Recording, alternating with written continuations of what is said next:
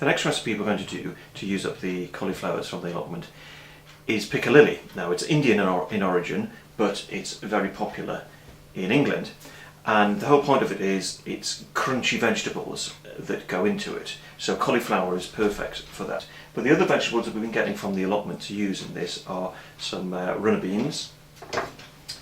And now a lot of people use cucumbers in their picallili. We're using something very similar, but it's actually gherkins. The reason why is we've got far more gherkins than we have cucumbers. But we're also using large courgettes as well. Now, red tomatoes are not actually being used in this, but we're using the unripe green tomatoes, a whole handful of them, because they are much crunchier than the ripe version. Obviously we're going to have homegrown onions, some shallots there.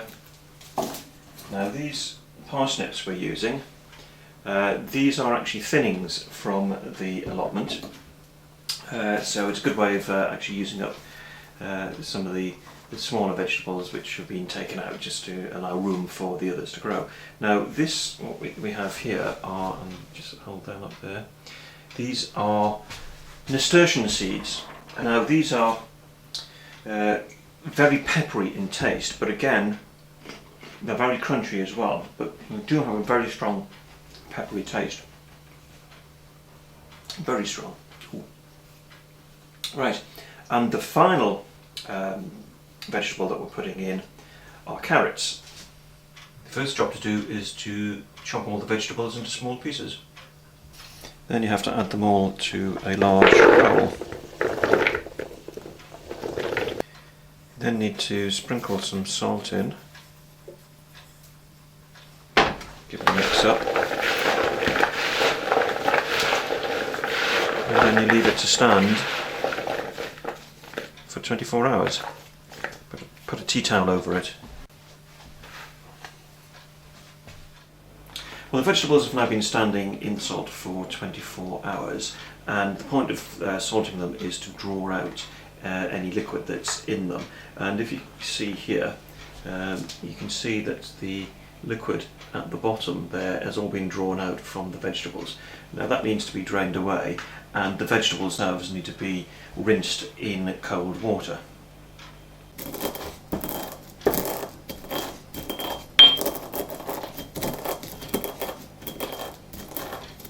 You then need to add into a bowl the cornflour, turmeric, mustard powder, mustard seeds, cumin and coriander, and then add in a little vinegar to make a smooth paste.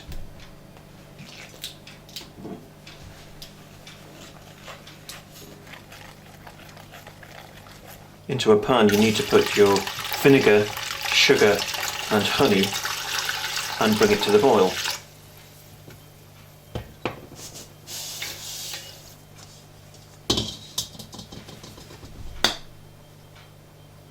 Well, once it's reached boiling point, you need to take a little bit of the vinegar and pour it into the paste and then give it a stir. And once that's become quite sloppy, you need to return that to the pan.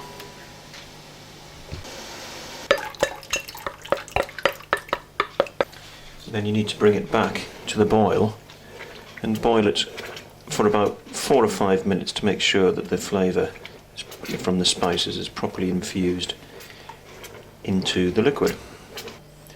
Well, once it's boiled for about 4 minutes or so, take the pan off the heat, and at that point you need to add in the vegetables and just add them in like that. What you'll find also with the sauce is that it's thickened, and that's because of the cornflour. And gradually just add in all the vegetables and avoid putting any extra juices or liquid that's left from them. And then you simply gradually stir it in together. Just make sure it's all fully mixed up and that all the vegetables are covered in that yellow sauce. You then need to add it to sterilised, warmed jars.